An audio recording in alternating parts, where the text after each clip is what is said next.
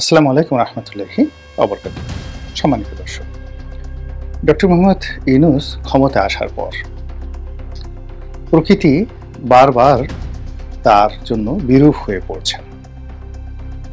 তিনি যেখানে হাত দিচ্ছেন ওখান থেকে বরকত উঠে যাচ্ছে এবং তার যারা লোকজন রয়েছেন তারা ক্রমশ তাকে ছেড়ে দূরবর্তী অঞ্চলে চলে যাচ্ছেন। তিনি যেখানে যাচ্ছেন সেখানে তার পাত্রমিত্ররা এই সময়টাতে যেভাবে হৈহুল্লোড় করে তার পাশে থাকে বা থাকা উচিত, এই কারণ হলো বাংলাদেশে এটাই নিয়ম। যিনি সরকার প্রধান হবেন, তিনি এয়ারপোর্টে যাবেন, তিনি স্মৃতিসৌধে যাবেন, সবাই সেখানে উপস্থিত হবেন। এই জিনিসগুলো আমরা ইদানিংকালে দেখছি না। তারপর তার যে বাসভূমি, তার যে অফিস, সেখানে সাধারণ মানুষ, তাদের একটা বিরাট ভিড় থাকবে। অনেক মানুষ সেখানে ভিড় করবেন, দরখাস্ত নিয়ে যাবেন। একজন সংসদ সদস্যের কাছেই দৈনিক ২-৩ হাজার লোক উপস্থিত বিভিন্ন বিষয় নিয়ে। এর 1%ও তিনি নিষ্পত্তি করতে পারেন না, কিন্তু লোকজন যায়। এটা রাজনৈতিক ব্যক্তিদেরকে নিয়ে সাধারণ মানুষের মধ্যে একটা আকর্ষণ থাকে। কিন্তু এক্ষেত্রে কি হলো, ডক্টর মোহাম্মদ ইউনূসকে নিয়ে আমাদের সাধারণ মানুষের কোনো আগ্রহ। এরপর আমরা আশা করেছিলাম বিশ্বব্যাংক, IMF, London, America, Paris, Morocco, Casablanca, তারপরে দক্ষিণ আফ্রিকার প্রিটোরিয়া, সেখান থেকে শুরু করে একেবারে শ্রীলঙ্কা, কলম্বো, সব ডক্টর মোহাম্মদ ইউনূসের দিকে ঝাঁপিয়ে পড়বেন। এবং তার বন্ধুরা, যারা আমরা দূর থেকে এতদিন যাদেরকে দেখেছিলাম, শুনেছিলাম, তারা বাংলাদেশে আসবেন দলে দলে। ক্লিন্টন আসবেন, হিলারি ক্লিন্টন আসবেন, বারাক ওবামা আসবেন। তারপরে তার যে ১০১ জন নোবেল লরিয়েট বন্ধু রয়েছে, যারা তার পক্ষে ওয়াশিংটন পোস্ট পত্রিকায় তারা বিজ্ঞাপন দিয়েছিল, তারা আসবেন। বাংলাদেশে একটা হই হুল্লোড় অবস্থা তৈরি হয়ে যাবে, কিন্তু এরকম হচ্ছে না। ২ নম্বর হলো যে শেখ হাসিনার সঙ্গে আমরা জানি দিল্লির সম্পর্ক ভালো ছিল না, এবং দিল্লি ডক্টর মোহাম্মদ ইউনূসকে ক্ষমতা আনার জন্য বা এরকম একটা অভ্যুত্থানের জন্য একেবারে নারাজ ছিলেন না। সাম্প্রতিক সময় দিল্লির কথাবার্তা শুনে তারা একেবারে আমরা স্পষ্টত বুঝতে পারি যে তারা জানতেন শেখ হাসিনা ক্ষমতা বেশি দিন প্রলম্বিত হবে না, আর তিনি থাকবেন না। তো সেই দিক থেকে যেটি হচ্ছে, ডক্টর মোহাম্মদ ইউনূস ক্ষমতা আসার সঙ্গে সঙ্গে তো মোদি বাবুর সঙ্গে তার ভালো সম্পর্ক হওয়ার কথা, কিন্তু সেটা হচ্ছে না। প্রথমে ডক্টর মোহাম্মদ ইউনূস চাইলেন যে দিল্লিকে অস্বীকার করে বা দিল্লির চোখে চোখ রেখে দেখি ইখতিয়ার উদ্দিন মোহাম্মদ বিন বখতিয়ার খলজি, না উনি তো দিল্লির অধীন ছিলেন, সেটা নয়, কে হতে পারে ঈশা খাঁ, মুসা খাঁ, তারপর ফখরুদ্দিন মুবারক শাহ, গিয়াসউদ্দিন আজম শাহ, তারপর শশাঙ্ক, হর্ষবর্ধন, মুর্শিদ কুলি খান, এ সকল মহামানবেরা সবসময় দিল্লিকে টেক্কা দিয়ে ছলে বলে কৌশলে তারা বাংলার স্বাধীনতা এবং সার্বভৌমত্ব অক্ষুণ্ণ রেখেছিলেন এবং বাংলাদেশকে উন্নতির স্বর্ণ শিখরে তারা নিয়ে গিয়েছিলেন, এবং ইতিহাসের একটা মানে জাজল্যমান তারকাতে পরিণত হয়ে আছেন তারা এখন অবধি। তো এই তালিকাতে ডক্টর মোহাম্মদ ইউনূস অন্তর্ভুক্ত হবেন। এজন্য তিনি প্রথমে দিল্লির বিরুদ্ধে কথা বলা শুরু করলেন, ভারতের বিরুদ্ধে কথা বলা শুরু করলেন, এবং আমরা তো দারুণভাবে, ভীষণভাবে আনন্দ উদ্বেলিত যে এইবার প্রথম আমরা একজন মহাপুরুষ পেয়েছি যে কিনা 1000 বছরের মধ্যে প্রথম দিল্লির বিরুদ্ধে রুখে দাঁড়ালো। তো যাই হোক, সেটি হচ্ছে না। এখন তিনি দিল্লির সঙ্গে বন্ধুত্ব করতে চাচ্ছেন, নরেন্দ্র মোদীর সঙ্গে বৈঠক করতে চাচ্ছেন। একাধিকবার তিনি বৈঠকের চেষ্টা করেছেন এবং তার সেই বৈঠকের প্রচেষ্টাগুলো ব্যর্থ হয়েছে। সর্বশেষ তার যে প্রচেষ্টা, সেটা হলো চীন সফরের পর তিনি আরেকটি সম্মেলনে যাবেন, যেটাকে বলা হয় বিমস্টেক। তো এই সম্মেলনটি হওয়ার কথা থাইল্যান্ডের রাজধানী ব্যাংককে। এখানে তিনি নরেন্দ্র মোদীর সঙ্গে একটি 1-to-1 বৈঠকের চেষ্টা করেছিলেন সর্বোচ্চ শক্তি দিয়ে। তারপরে অ্যাটলিস্ট সাইড লাইনে একটু দেখা, দাঁড়িয়ে কথা বলা, হ্যান্ডশেক করা, একটা ছবি তোলা, যেটি জো বাইডেনের সঙ্গে শেখ হাসিনা করে তিনি দারুণ একটা সফলতা দেখিয়েছিলেন ওই সময়টাতে, এবং এটি নিয়ে বহু কাব্য রচিত হয়েছিল। তো এরকম সাইডলাইনে একটা বৈঠক করার তার প্রচেষ্টা ছিল, এবং চীন সফরে যাওয়ার আগে আমরা প্রায় শতভাগ নিশ্চিত ছিলাম যে বাংলাদেশে যেভাবে ইউনূসের পক্ষের লোকজন প্রচার চালাচ্ছেন, প্রোপাগান্ডা চালাচ্ছেন, তাতে করে ব্যাংককে তার যে বৈঠকটি এটি শতভাগ নিশ্চিত এবং এখন বলতে গেলে লেজ গুটিয়ে দিল্লি ডক্টর মোহাম্মদ ইউনূসের সঙ্গে বন্ধুত্ব করার জন্য পাগল পাড়া হয়ে পড়েছেন। এর কারণ হলো বাংলাদেশের ব্যবসায়ীদের ছাড়া ভারতে চলছে না, বাংলাদেশে তারা পেঁয়াজ রপ্তানি করতে পারছে না, আলু রপ্তানি করতে পারছে না, তুলা রপ্তানি করতে পারছে না।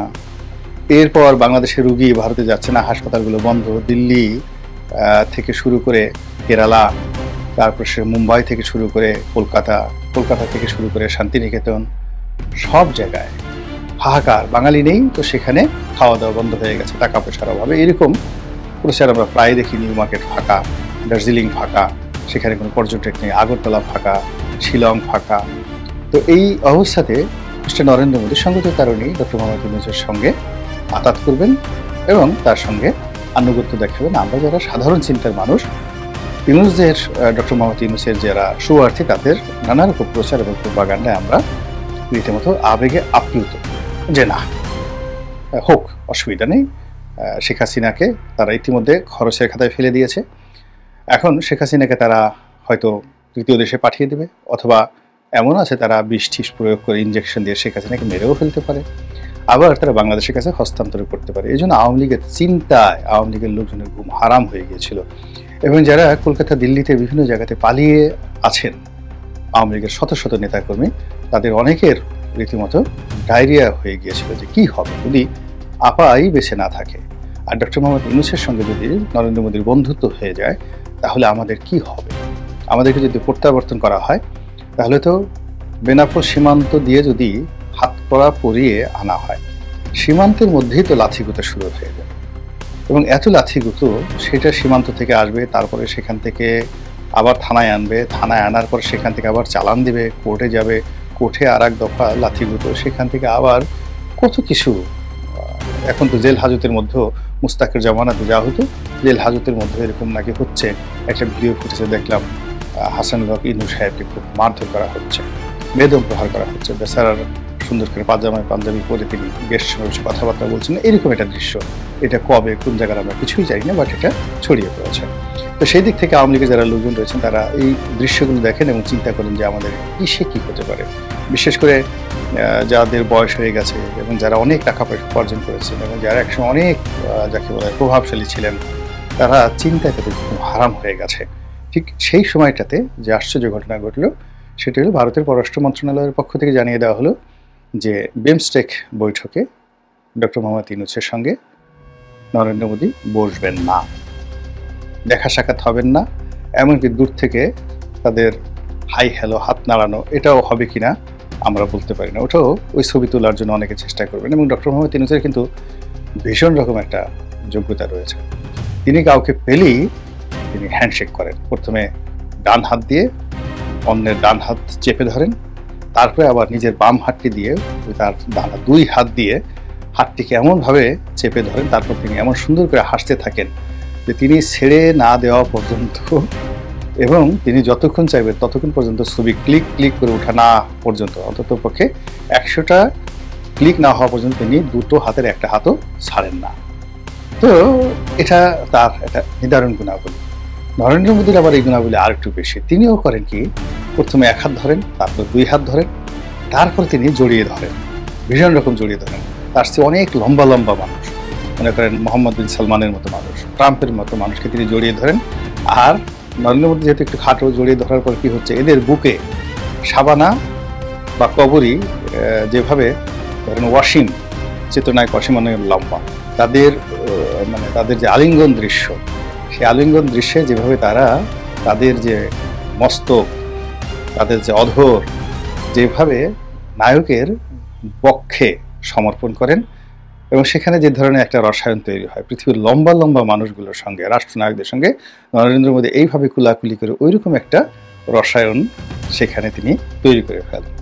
তো সেক্ষেত্রে ডক্টর মোহাম্মদ ইউনূস এবং নরেন্দ্র মোদী এই দুজনের আকার আকৃতি সেম, উচ্চতা সেম, তারপর দুজনের হ্যান্ডশেক করার ভঙ্গি সেম, কুলাকুলি করার যে অভিনব কায়দা নরেন্দ্র মোদীর। যদি আসলে দুজনের একটা দেখা হতো, সত্যি অর্থে দেখা হতো, বিশ্বাস করেন এইরকম জুটি আর কখনো হতো না।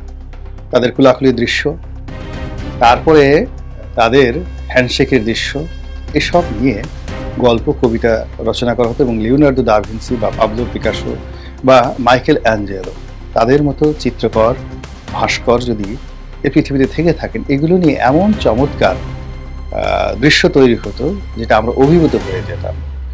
এমনকি একটা যে মাদাম তুসোর জাদুঘর রয়েছে, মোম দিয়ে মূর্তি তৈরি করা হয়, অবিকল মূর্তি তৈরি করা হয়। তো ডক্টর মোহাম্মদ ইউনূসের মূর্তি, ওখানে শাহরুখ খানের মূর্তি আছে, সালমান খানের মূর্তি আছে, ঐশ্বরিয়া রায়ের মূর্তি আছে, কিন্তু মাদাম তুসোর সেই জায়গাতে ডক্টর মোহাম্মদ ইউনূসের মূর্তি নাই বোধহয় এখনো পর্যন্ত। তবে এই মোদি সাহেবের সঙ্গে যদি তিনি এরকম একটা বৈঠক করতে পারতেন সাইড লাইনে, তাহলে এরকম একটা ছবি আসলে সেটা অবশ্যই মাদাম তুসোর সেই যে জাদুঘর, মোমের জাদুঘর, সেখানে এটি স্থান পেত। এটাই গেল এক। আমরা বুঝতে পারি না যে এত বড় একজন বিশ্ব মানব আমাদের কপালে এসেছে, আল্লাহ জুটিয়ে দিয়েছেন, যিনি সারাটা জীবন ৮৬ বছর ধরে সারা পৃথিবী ভ্রমণ করে তার যত অর্জন সব কিছু এখন বাংলাদেশে বিসর্জন দেওয়ার জন্য, বাংলাদেশে সেগুলোকে বাস্তবায়ন করার জন্য, অনুদান দেওয়ার জন্য, হৃদয়ের অর্ঘ্য দেওয়ার জন্য তিনি এই বয়সে কঠোর পরিশ্রম করছেন। সেই মানুষটিকে বাদ দিয়ে নরেন্দ্র মোদী কেন এখনো শেখ হাসিনার পেছনে ঘুরছেন? শেখ হাসিনার প্রতি তিনি কেন এত মহব্বত দেখাচ্ছেন? কেন শেখ হাসিনার জন্য তিনি এত রেজিস্ট হয়ে পড়েছেন, এত রেসিস্ট মনোভাব তিনি দেখাচ্ছেন, এত উগ্রতা দেখাচ্ছেন? আমাদের কি করা উচিত? নরেন্দ্র মোদীকে বকা দেওয়া উচিত? তার বিরুদ্ধে মিছিল করা উচিত? ভারত বিরোধী স্লোগান করা উচিত? অথবা ডক্টর মোহাম্মদ ইউনূসকে ইন্সপায়ার্ড করা উচিত যে আপনি কেন দিল্লির দিকে তাকান, কেন নরেন্দ্র মোদীর বন্ধুত্ব আপনার দরকার? আপনি তো নরেন্দ্র মোদীর চেয়ে সব দিক থেকে, লেখাপড়া, আপনি তো আপনার বাবা কখনো চা বিক্রি করেননি, আপনি নিজেও কখনো চা বিক্রি করেননি, আপনি তার মতো ইয়োগা করেন না, তাকে বলা হয় ইয়োগা গুরু। তো আপনি কেন বারবার, আপনি একজন নোবেল পুরস্কার পেয়েছেন শান্তিতে, নরেন্দ্র মোদীকে নোবেল পুরস্কার পেয়েছেন? তুমি তো পাননি এখন এবং কোনোদিন পাবেন না। তো কাজেই মরে গেলেও পাবেন না, তিনি আরো 10 বার জন্মগ্রহণ করলেও পাবেন না। তো সেক্ষেত্রে আপনি কেন হীনমন্যতায় ভুগে আপনি তার সঙ্গে কেন সম্পর্ক স্থাপন করতে চান? বরং নোবেল পুরস্কার পাওয়ার পর এই যে ইন্দোনেশিয়ার যে অঞ্চলটি ইউরোপিয়ানরা একটি কলোনি বানালো নতুন, পূর্ব তিমুর, সেখানকার যিনি প্রেসিডেন্ট তিনি আসলেন, গুসমাও, আপনার বন্ধু, আপনার এতে খুশি হওয়া উচিত না? মালয়েশিয়ার প্রধানমন্ত্রী আনোয়ার ইব্রাহিম তিনি এলেন বাংলাদেশ আপনার সঙ্গে দেখা করার জন্য। এটি কি একটা বিশাল পাওনা নয়? এটি তো আপনার বন্ধু জাতিসংঘের মহাসচিব এলেন, বাংলাদেশে পাঞ্জাবি পড়লেন, আপনার সাথে কক্সবাজারে গেলেন, আপনি এতেই খুশি থাকেন। নরেন্দ্র মোদীকে দরকার নেই। এ লোক একদম ভীষণ রকম গরু পূজারী, গরুর মূত্র নিয়ে গবেষণা করে এবং গরুর মূত্র সংক্রান্ত পিএইচডি ডিগ্রি করার জন্য সেখানে ইউনিভার্সিটি পর্যন্ত সে খুলে ফেলেছে। তারপরে গরুকে সে মা ডাকে, আরো অনেক কিছু, এর অনেক দোষ, ভীষণ রকম দোষ। এরকম দোষী লোকের বন্ধুত্ব আপনার দরকার নেই। ওই মোদীকে নিয়ে হাসিনাই থাকুক, শেখ হাসিনা থাকুক, আপনি বারাক ওবামাকে নিয়ে থাকেন, বিল ক্লিন্টনকে নিয়ে থাকেন, আপনি জো বাইডেনকে নিয়ে থাকেন, তার স্ত্রী জিল্লি বাইডেনকে নিয়ে থাকেন, এতে অনেক সুন্দর মানুষ, এদের সঙ্গে আপনার ভালো যায়। আপনি ইমানুয়েল ম্যাক্রোকে নিয়ে থাকেন, ব্রিটেনের যে এখন রাজা রয়েছেন মিস্টার চার্লস দ্য সেকেন্ড, তাকে নিয়ে থাকেন। আমরা কোথায় লন্ডন আমেরিকা হব তা আনে রেখে আপনি শুধু বারবার ঘুরে ঘুরে আমাদেরকে সে আগরতলা নিয়ে যাচ্ছেন। দরকার নেই, এই সমস্ত জিনিস বাদ দেন। এইভাবে আমরা তাকে ইন্সপায়ার্ড করতে পারি।